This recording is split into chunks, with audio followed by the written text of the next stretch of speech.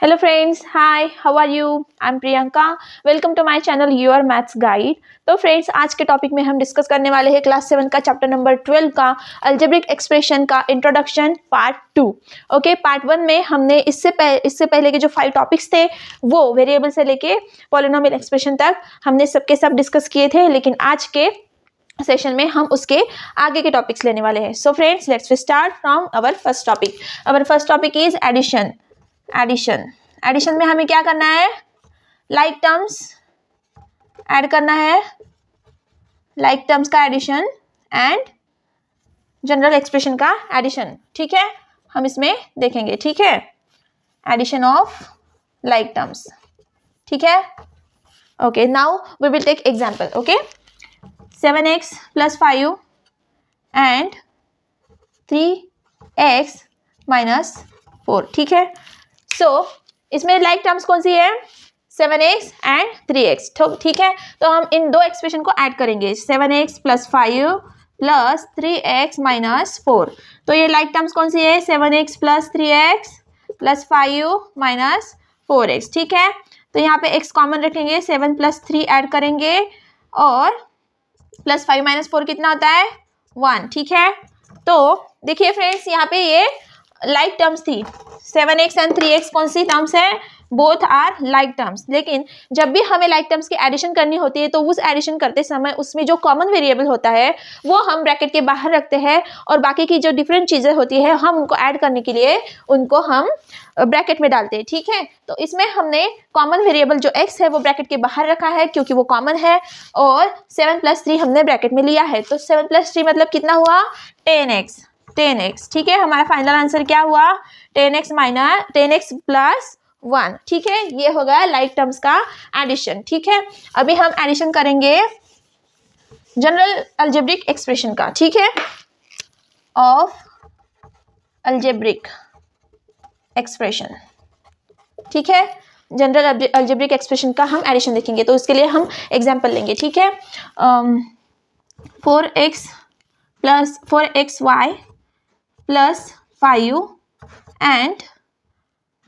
and 3x minus 3, 3x minus 7,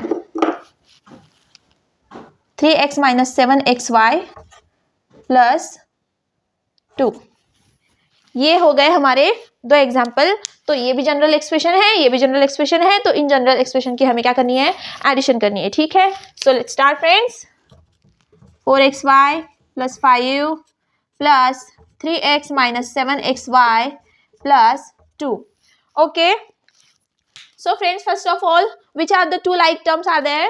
There are these two like terms, 4xy and minus 7xy. These are two like terms because they have same variables xy and xy। ठीक है, तो हम उनको लिखेंगे इससे पास में 4xy minus 7xy plus ये वाला 3x और ये दो कॉन्स्टेंट्स। ठीक है, 5 plus 2। Okay, so what will be here? 4xy minus 7xy, as because 7 is bigger than 4, the sign will be minus and there will be subtraction। 7 minus 4, 7 minus 4, क्या आपको ये पता है ना? आपको ये पता है ना, जब ये स्मॉल वाला पॉजिटिव है और बड़ा वाला निगेटिव है, दोनों का क्या होगा? एडिशन होने के बावजूद भी बड़े वाले का साइन फाइनल आंसर को आ जाएगा। ठीक है, और 7 minus 4 क्या होगा? Minus 3xy plus 3x plus 5 plus 2 7। ठीक है, ये हो गया हमारा फाइनल आंसर। ठीक है, this was the addition of general algebraic expression. Okay, now we will see subtraction. Now we will see subtraction of like terms and subtraction of algebraic expression। ठीक है, तो like terms के लिए हम example लेंगे।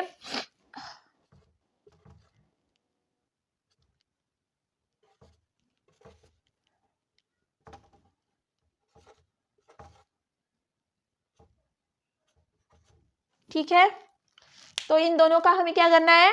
Subtraction करना है। ठीक है, तो 6y plus 2 माइनस, इससे इसको माइनस करना है, we subtract from this. Okay, 4y minus 5। अब देखिए यहाँ पे हमें क्या करना है, ब्रैकेट खोलना है, और यहाँ पे बाहर ब्रैकेट के बाहर कौन सा साइन है, निगेटिव साइन है। ठीक है, जब भी ब्रैकेट के बाहर निगेटिव साइन होगा तब ब्रैकेट के अंदर जो साइन होंगे वो चेंज हो जाएंगे। अगर ब्रैकेट खोलने जाएंगे तो वो साइन हमें क्या करने पड़ेंगे, चेंज करने पड़ेंगे। तो इसका मतलब क्या आएगा, 6y + 2 माइनस ये 4 माइनस होगा 4y, और ये माइनस माइनस क्या हो जाएगा, +5। वो आपको पता होगा ना, आपने पिछले साल ये पढ़ा होगा, जब यहाँ पे ऐसे होता है -a - b, तो बाहर क्या आएगा, ये a अंदर, ये जो a अंदर है, ये a जो अंदर है वो पॉजिटिव है, इसलिए बाहर वो क्या होगा, निगेटिव, और ये b निगेटिव है इसलिए ये क्या होगा, पॉजिटिव। और अगर ऐसा हो a + b होगा, तो ये a, अगर ये a भी माइनस होगा और ये b प्लस होगा तो क्या होगा, ये a क्या होगा, प्लस, ये a plus minus minus plus हो जाएगा, और ये b जो होगा वो माइनस होगा, आपने ये पढ़ा होगा। तो ठीक इसी तरह के एक्सप्रेशन जो है वो यहाँ पे हम, मतलब ऑपरेशन है वो वहाँ पे हम यहाँ पे लाने वाले हैं। ठीक है, तो यहाँ पे ये हो गया हमारा ओके, ब्रैकेट खोलना हो गया। ठीक है, तो अभी लाइक टर्म्स हम पास में लाएंगे, 6y - 4y + 2 + 5, इसका मतलब क्या आएगा, ठीक है, 6 - 4 2y, ओके, +7, क्या आ गया हमारा आंसर, 2y + 7। ठीक है, ये था सब्ट्रैक्शन ऑफ लाइक टर्म्स। ठीक है, नाउ जनरल, ये जो एग्जांपल है ये भी जनरल एक्सप्रेशन वाला ही था, लेकिन हमने इसमें लाइक टर्म्स के लिए मैंने ये एग्जांपल लिया था। अभी जनरल एक्सप्रेशन के लिए हम दूसरा एग्जांपल लेंगे।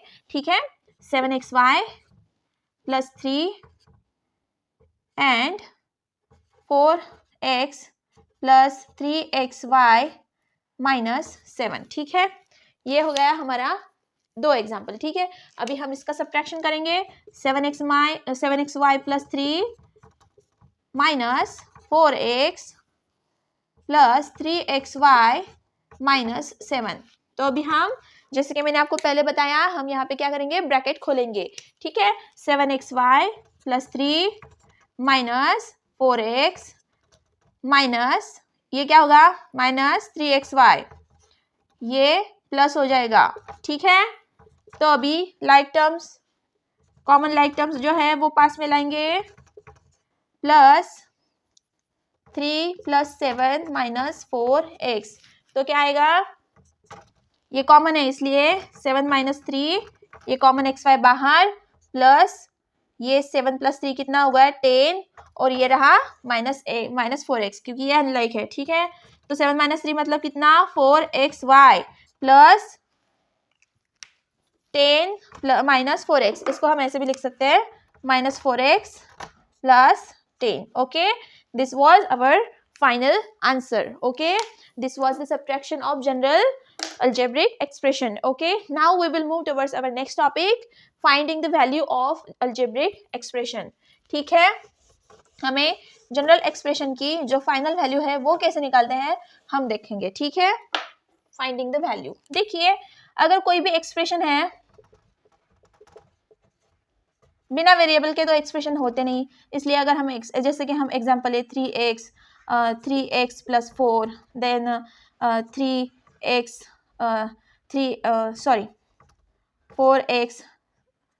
4x², ऐसे अगर हम कोई एग्जांपल ले तो ठीक है। अगर हमें x की वैल्यू उन्होंने दी है, जैसे कि x = 2 हो या फिर x = 3 हो, तो जब x की वैल्यू 2 है तो ये जो x की वैल्यू है, जो जब हम इस एक्सप्रेशन में उसको पुट करेंगे तो हमें इसकी फाइनल वैल्यू मिल जाएगी। तो इसकी फाइनल वैल्यू क्या होगी, 3 × 2 = 6। ठीक है, और इसकी क्या फाइनल वैल्यू होंगी, 3 × 2 + 4 = क्या, 3 × 2 = 6 + 4 = 10। ओके, और यहाँ पे देखिए 4x² है, x² आपको पता होना चाहिए। अगर हमने x की वैल्यू 2 ली है तो 2 का स्क्वायर क्या होगा, 2 का स्क्वायर क्या होगा, 4। ओके, तो यहाँ पे हमें x की वैल्यू पुट करनी है, 4 × 2² = 4 × 4 = 4 4 जा 16। ये हो गई हमारे इस एक्सप्रेशन की वैल्यू। इसलिए अभी ये हमने 2 की वैल्यू डाली थी, इसी तरह से x की वैल्यू 2 से बदलेगी, फिर वो 3 होगी, फिर 4, फिर चाहे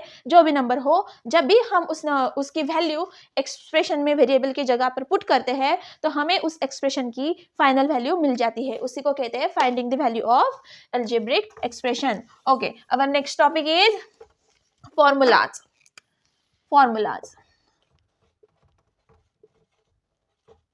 ठीक है, ये फॉर्मूलाज हम कहाँ पे यूज करते हैं? आपने ज्योमेट्री में पढ़ा होगा, area of the triangle, area of the square, area of the rectangle, perimeter of the square, ये सब कुछ आपने पढ़ा होगा। तो वहाँ पे हम जो फॉर्मूलेज यूज करते हैं तो उन फॉर्मूलों में हम वेरिएबल्स यूज करते हैं। जैसे कि अगर हम कंसिडर करें area of the square, area of square क्या होता है? Area of the square side square होता है ना, साइड स्क्वायर। अगर हम साइड के लिए एल, क्योंकि साइड की लेंथ हम डिनोट करते हैं, मेजर करते हैं, तो साइड को हम किस वेरिएबल से डिनोट करते हैं? एल से डिनोट करते हैं, और वो क्या हो जाता है फिर? L square. ठीक है, ये हो गया फॉर्मूला। इसका मतलब यहाँ पे हमने क्या किया? अल्फाबेटिकल जो भी अल्फाबेट है वो हमने यूज किया। इसका मतलब ये क्या हो गया? अलजेब्रिक एक्सप्रेशन हो गया। इसलिए इस तरह से जो ज्योमेट्रिकल फॉर्मूलेज होते हैं अलग अलग, उनमें हम जब भी वेरिएबल्स यूज करते हैं तो वो एक्सप्रेशन बन जाते हैं। अगर हम पेरीमीटर देखेंगे, पेरीमीटर ऑफ स्क्वायर का फॉर्मूला क्या है? 4 मल्टीप्लाइड बाय साइड। तो साइड की लेंथ हम एल से डिनोट करते हैं। इसका मतलब क्या हो गया? फॉर्मूला 4L आया यहाँ पे वेरिएबल। ठीक है, तो वो भी क्या हो गया? जनरल एक्सप्रेशन हो गया। ठीक इसी तरह से जो भी फॉर्मूलेज आपने पढ़े हैं अब तक, आपने देखे होंगे अलग अलग, तो उन फॉर्मूलोज में हम वेरिएबल यूज करते हैं तो उनके क्या बन जाते हैं? जनरल एक्सप्रेशन, अलजेब्रिक एक्सप्रेशन बन जाते हैं। ठीक है, again our next topic is number pattern, the next and the last topic of this chapter and the part 2 introduction part, sorry मैंने यहाँ पे part 2 नहीं लिखा। ठीक है, अभी ये जो पार्ट इंट्रोडक्शन पार्ट 2 जो है उसका ये लास्ट टॉपिक है, नंबर पैटर्न। ठीक है, सो फ्रेंड्स ठीक है, तो हम एग्जांपल लेंगे नंबर पैटर्न का। ये नंबर पैटर्न में होता क्या है वो मैं आपको बताऊंगी। देखिए, नंबर पैटर्न में जो है ना, नेचुरल नंबर्स कंसिडर करते हैं। नेचुरल नंबर कौन से होते हैं आपको पता है ना? नेचुरल नंबर्स 1 से लेके जो भी सारे के सारे पॉजिटिव इन्फिनिटी तक जो भी पॉजिटिव नंबर्स होंगे 1 से लेके सबके आगे सबके सब, तो वो होंगे नेचुरल नंबर्स। ठीक है, तो नंबर पैटर्न में हम क्या करते हैं? नेचुरल नंबर्स यूज करते हैं। तो नंबर पैटर्न में जैसे देखिए, अगर हमने n लिया है, n की वैल्यू चेंज होती जाएगी। तो ये अगर हमें n का सक्सेसर निकालना है, जैसे कि 1 है तो 1 का सक्सेसर 2 है, 2 अगर है तो 2 का सक्सेसर 3 है। इसलिए अगर हम n की वैल्यू बदलते जाएंगे तो एक अगला फॉर्मूला होगा n+1। ठीक है, तो इस फॉर्मूले में हमें क्या मिलेगा? इसका सक्सेसर मिलेगा। ठीक है, तो अगर n की जगह पे हम कोई भी नेचुरल नंबर एक से एक के बाद एक लेते जाएंगे तो हमें क्या मिलेगा? उसका सक्सेसर मिलेगा। ठीक है, अगर n की जगह पे हम 2 लेंगे तो n+1 मतलब 2+1 हमें क्या मिलेगा? इसका सक्सेसर मतलब यहाँ पे क्या मिलेगा? 3। ठीक है, तो ये हो गया हमारा पहला वाला नंबर पैटर्न का पहला वाला पार्ट। अगेन उसके बाद है जैसे कि 2n है, कोई भी वैल्यू लीजिए, 2n, 2 तो कॉमन रहेगा लेकिन n की वैल्यू 1 से 2 से 3 से ऐसे बदलती जाएगी। ठीक है, और उसके बाद हम 2n+1 देखेंगे। ठीक है, अभी देखिए ये जो 2 कॉमन है, ये 2 कॉमन है और 1 की सिर्फ n की वैल्यू 1 से लेके चेंज हो रही है। तब अगर n की वैल्यू चाहे जो भी हो, वो चाहे 1 हो या फिर वो 2 हो, कोई भी नंबर हो, ऑड हो या इवन हो, इसकी वैल्यू हमेशा इवन आएगी। क्या आएगी? हमेशा इवन आएगी। जैसे कि अगर आपने यहाँ पे n की वैल्यू 2 ली, n की वैल्यू 1 ली तो क्या आएगा? 2। अगर n की वैल्यू आपने 3 ली तो क्या आएगा? 6। ये भी इवन। हमेशा आप कोई भी नंबर लो, वो चाहे n की वैल्यू चाहे इवन हो या फिर ऑड हो, वो 2n की वैल्यू हमेशा इवन आएगी। ठीक है, उसके बाद है इसका सक्सेसर। जैसे हमने यहाँ पे सक्सेसर देखा, ठीक उसी तरह से यहाँ पर भी हमें सक्सेसर मिल जाएगा। ठीक है, हमने पहले एग्जांपल में n की वैल्यू 1 ली है तो यहाँ पे क्या आएगा? 2 मल्टीप्लाइड बाय 1+1। इसका मतलब 2, यहाँ पे हमारी वैल्यू 2 आई थी तो यहाँ पे हमारी वैल्यू क्या आएगी? 3। ओके, आ गया इसका सक्सेसर। यहाँ पे हमें 2 मिला था, यहाँ पे हमें 3 मिला। ठीक है, इसका मतलब है हमें इसमें भी सक्सेसर। ये एक नंबर पैटर्न के फॉर्मूलेज है जो हम आप इसका यूज आप जैसे अगले स्टैंडर्ड में जाएंगे, आगे बढ़ते जाएंगे तैसे तब आपको इसका यूज पता चलेगा। ठीक है, और एक लास्ट वाला होगा जो 3n अभी हम कंसिडर करेंगे। जैसे कि हमें, आपको टेबल पता है ना, 3 का टेबल है, जैसे 3 का मतलब 6, 9, 12, 15। तो ये जो 3n है इसमें n की वैल्यू मतलब 3 तो कॉमन रहेगा क्योंकि 3 का टेबल है, और n की वैल्यू सिर्फ चेंज होती जाएगी। जैसे कि यहाँ पे 6 है तो n इज इक्वल टू 2, मतलब 3 multiplied by 2 is equal to 6। और उसके बाद 9 है तो इसका मतलब 3 मल्टीप्लाइड बाय 3, इसका मतलब n की वैल्यू क्या हो गई, n की वैल्यू 2, 3, 4, 5, 6 इस तरह से क्या होगी, चेंज होगी, और यहाँ पे हमें 3 का टेबल मिलता जाएगा। ठीक है, इसको कहते हैं 3n। ठीक है, 3n की जगह 4n आएगा, 2n आएगा। ठीक है, तो ये था हमारा नंबर पैटर्न का लास्ट। लेकिन अभी इसके बाद एक लास्ट टॉपिक है आपके चैप्टर का, थोड़ा सा ज्योमेट्रिकल पार्ट है, वहां पर भी हमने इस तरह का नंबर पैटर्न यूज किया है। कैसे, let me tell you from example. Let us take example of hexagon. ठीक है, हेक्सागोन में कितनी साइड्स होती है, हेक्सागोन में कितनी साइड्स होती है, नंबर ऑफ साइड्स कितनी होती है, 6 होती है। और उसका अगर हम डायग्राम निकाले तो ऐसा होगा 1 2 3 4 5 एंड दिस इज 6, 1 2 3 4 5 6, 1 2 3 4 5 6। ओके, तो नंबर ऑफ साइड्स कितने हैं, 6 है। अगर हम इस 6 को n कहेंगे तो यहाँ पे एक फॉर्मूला दिया है, जैसे n-3 का एक फॉर्मूला दिया है। क्यों, इसलिए इससे उन्होंने क्या निकाला है, number of diagonals from one vertex, number of diagonals from one vertex. मतलब ये जो पॉइंट्स है ना, इन पॉइंट्स से जितने नंबर ऑफ डायगोनल्स निकलेंगे वो हमें इस फॉर्मूले से मिल जाएंगे। वो कौन सा फॉर्मूला है, n-3। ठीक है, इस फॉर्मूले से हमें नंबर ऑफ डायगोनल्स मिल जाएंगे। ठीक है, जो कि वन वर्टेक्स से निकलते हैं। अगर इसकी 6 साइड्स है तो इसके ये जो एक वर्टेक्स है इसमें कितने डायगोनल्स मिलेंगे हमें, 1 2 3। ओके, इसमें हमें 3 डायगोनल्स मिल गए, तो वो हमें इस तरह से निकालने की जरूरत नहीं होगी। अगर हम ये फॉर्मूला यूज करेंगे तो हमें अपने आप वो मिल जाएंगे। जैसे कि यहाँ पे हमें सिर्फ इसके जो नंबर ऑफ साइड्स है, हेक्सागोन के नंबर ऑफ साइड्स मतलब 6, ये सिर्फ हमें इस फॉर्मूले में डालने हैं। तो कितने आएंगे, 6 - 3 इज इक्वल टू 3। हमने जहाँ निकाल के देखे तो कितने निकले, 3 निकले। वो हमें इस फॉर्मूले से आसानी से मिल जाते हैं। So friends, this was the last topic of our chapter number 12, algebraic expression, and we have covered all these topics in the introduction part 2. Okay friends, now अगले वीडियो में हम एक्सरसाइज 12.1 स्टार्ट करेंगे। सो फ्रेंड्स, तब तक के लिए bye and take care. Again one thing friends, please अगर आपको ये वीडियो पसंद आया हो, आपको ये समझ में आया हो, तो please friends subscribe my channel. And friends, take care and bye.